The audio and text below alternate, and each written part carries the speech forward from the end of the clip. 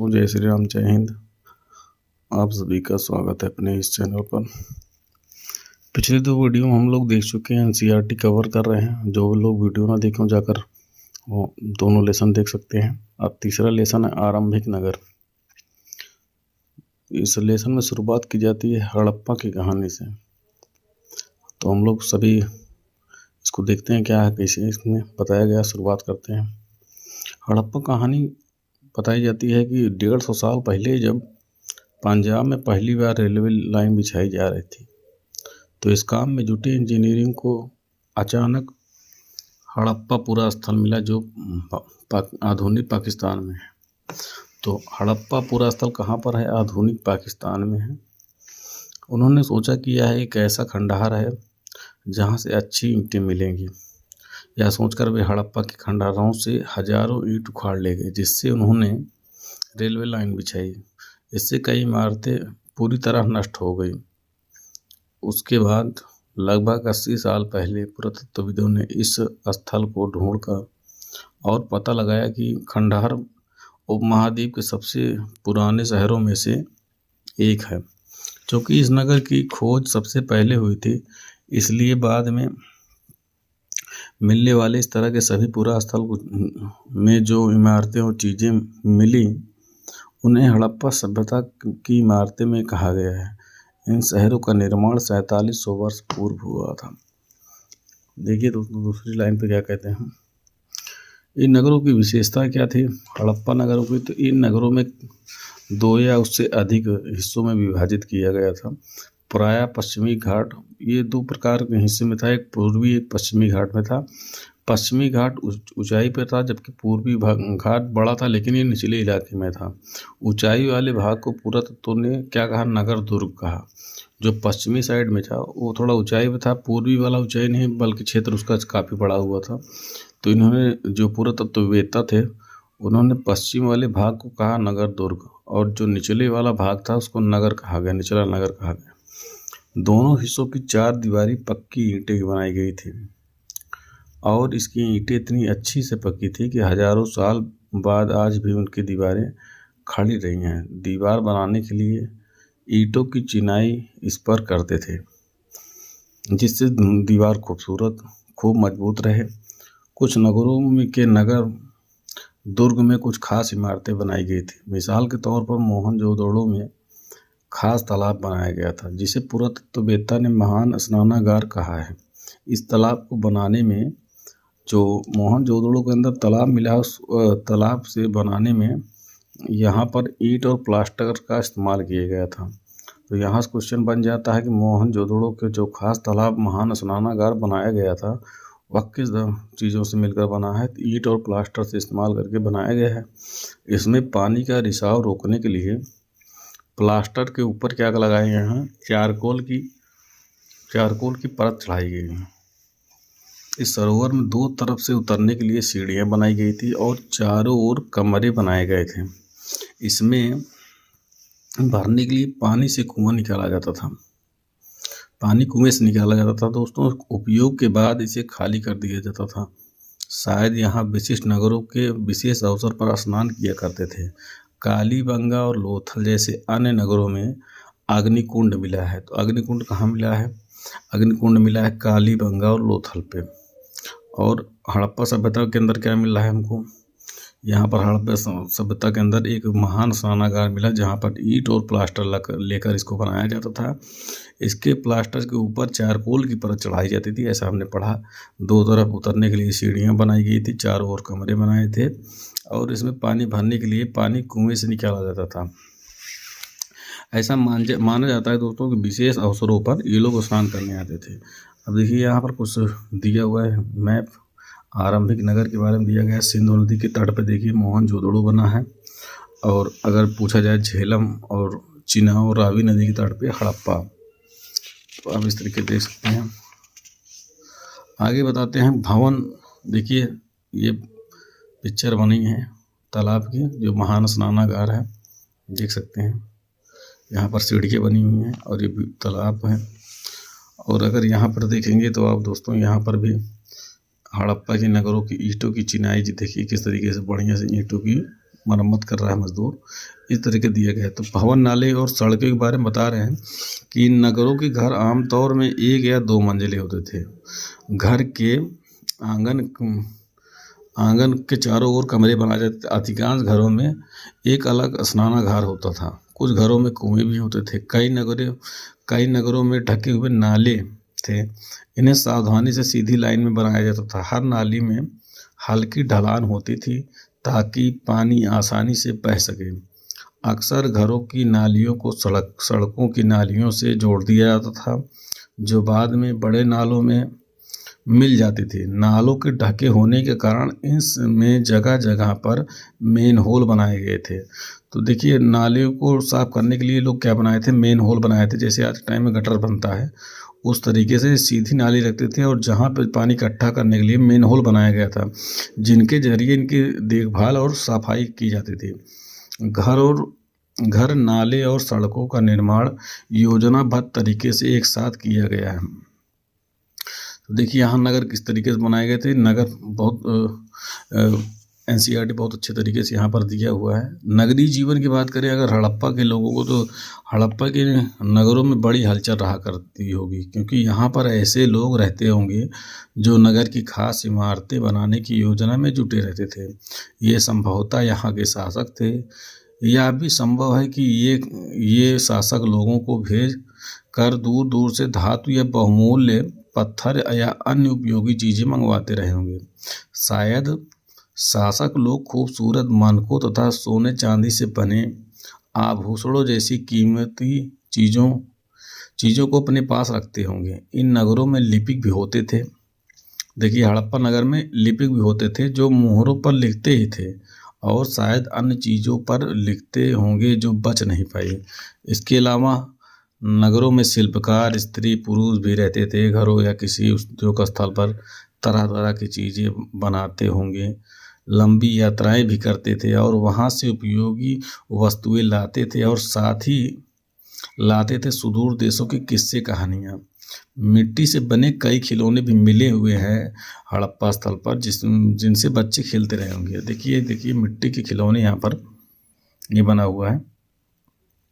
तो एक चित्र ऊपर भी दिया गया है। देखिए, मोहनजोदड़ो में ये जो नाली बनाई जाती थी, बीच में देखिए मेन होल दिया गया है, इसको मेन होल, और ये कुआं दिया गया है। नाली कुछ जाने के बाद यहाँ पर मेन होल दे दिया जाता था।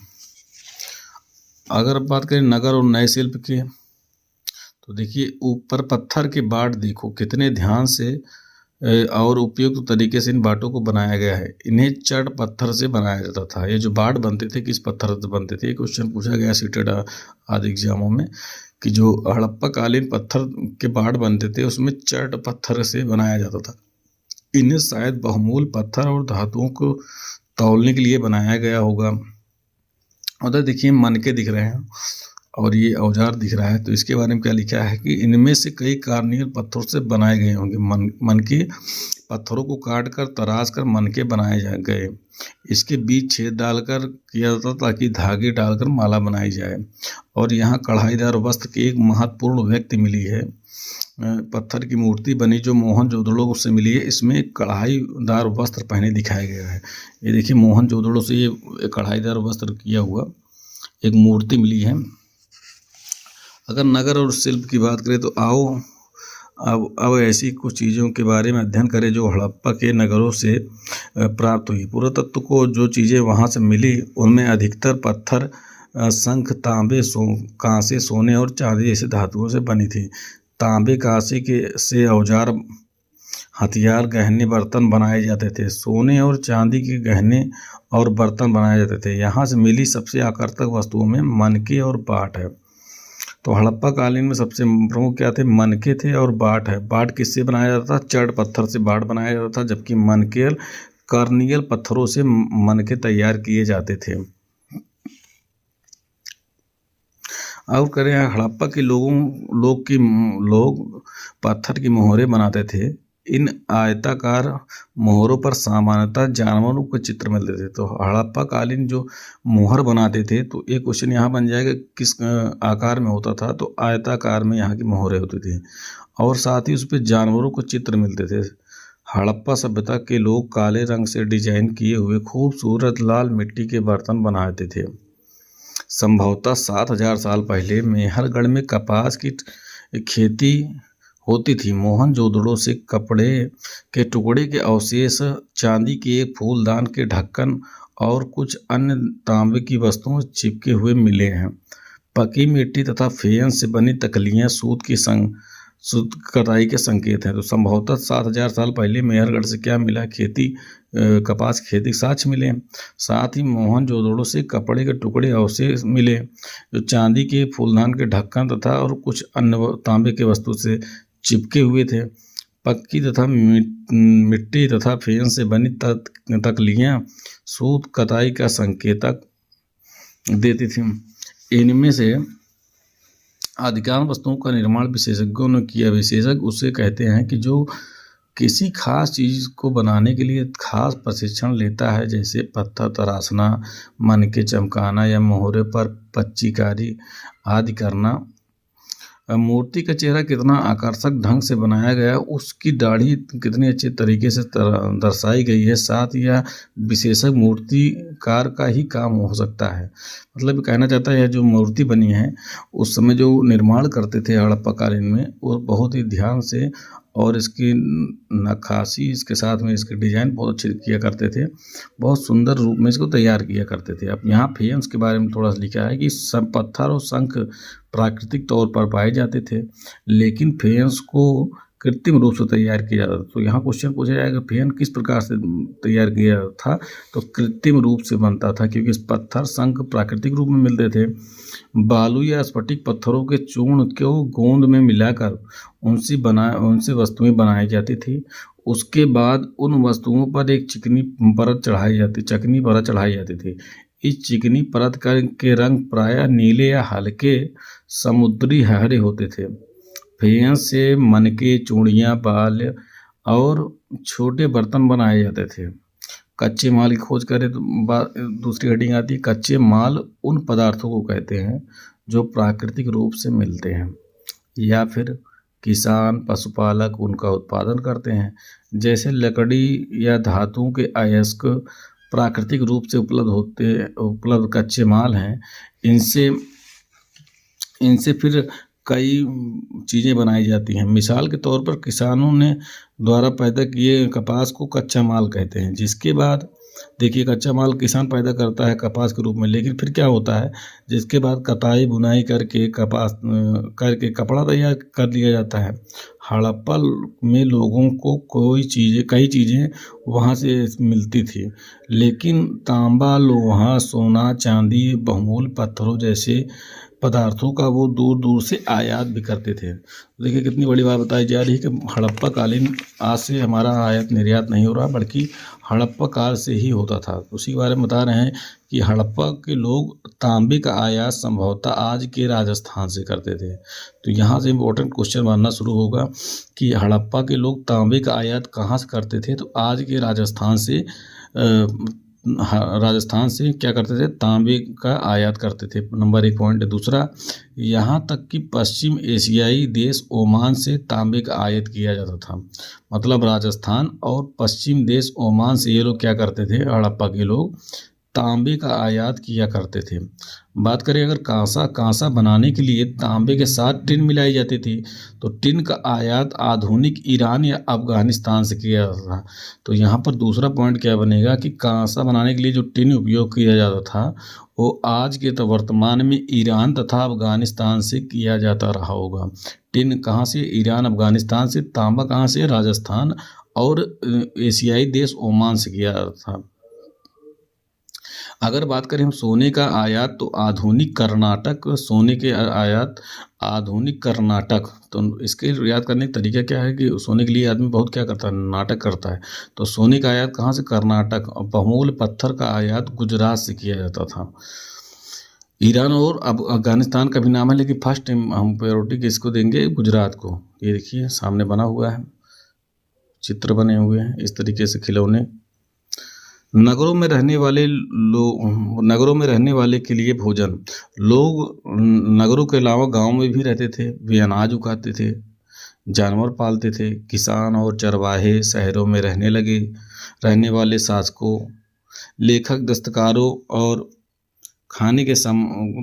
को खाने के सामान देते थे। पौधों के अवशेषों से पता चलता है कि हड़प्पा के लोग गेहूं, जौ, दालें, मटर, धान, तिल और सरसों उगाते थे। तो पौधों के अवशेष से क्या जानकारी मिलती है कि हड़प्पा के लोग गेहूं, जौ, दालें, मटर, धान, तिल और सरसों उगाते थे।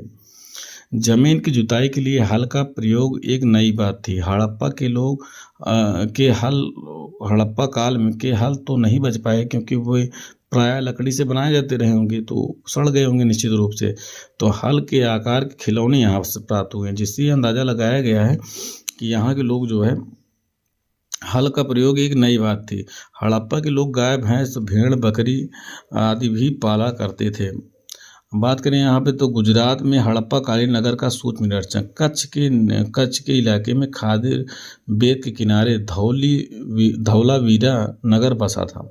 तो कच्छ के किनारे कौन सा नगर बसा था? धौलावीरा नगर बसा था। देखिए धौलावीरा का नगर की पिक्चर दिया गया है सामने।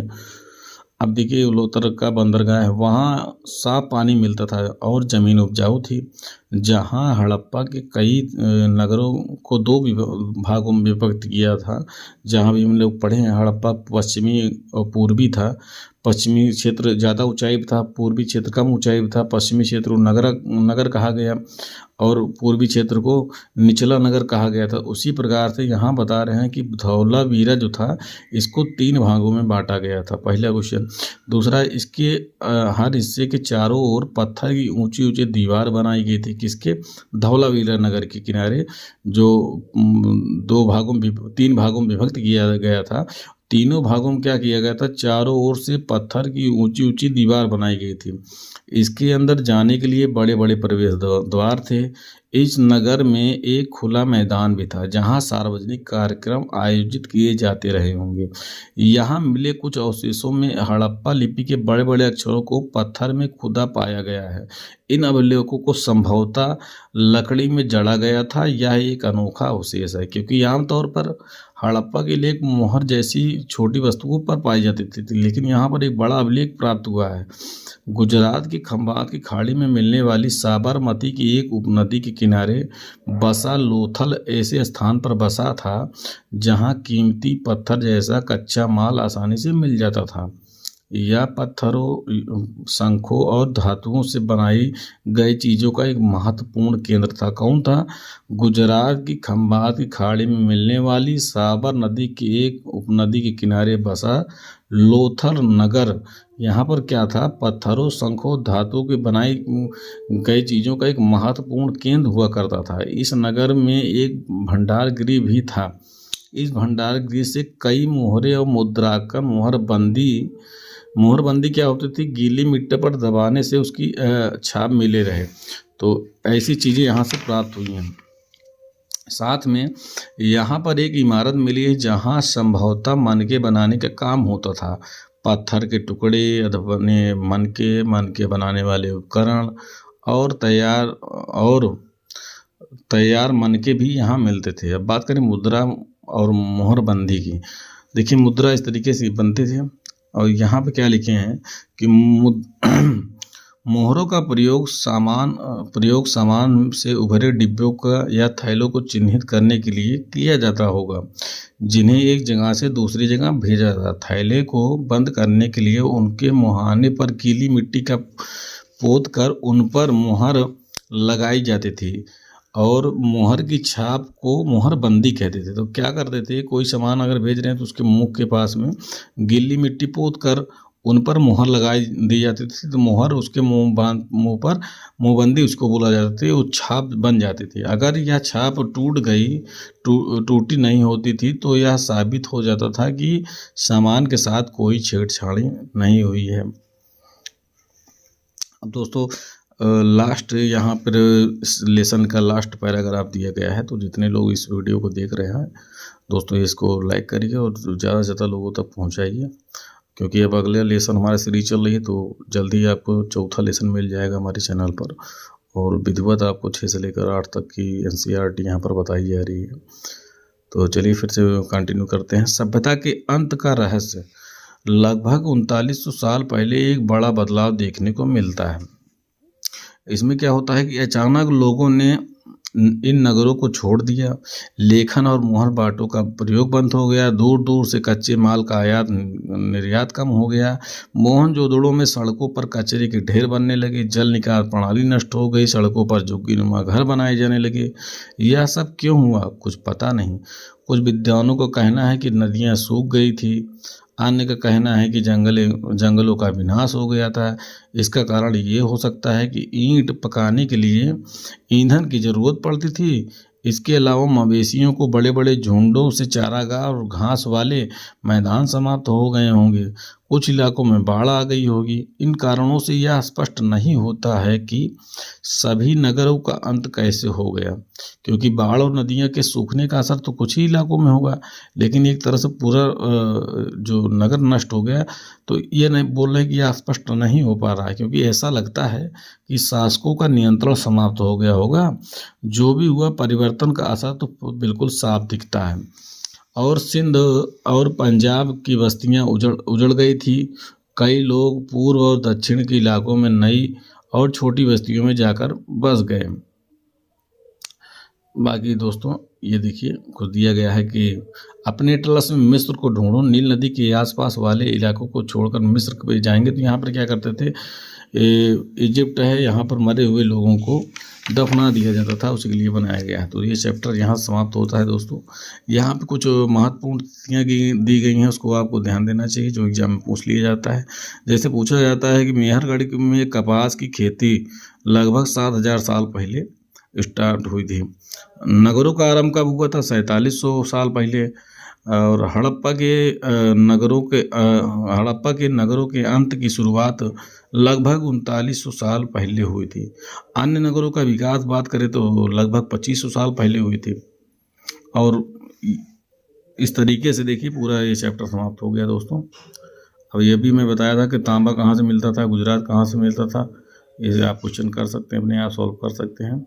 और मिलेंगे जल्दी ही नेक्स्ट वीडियो के साथ। तब तक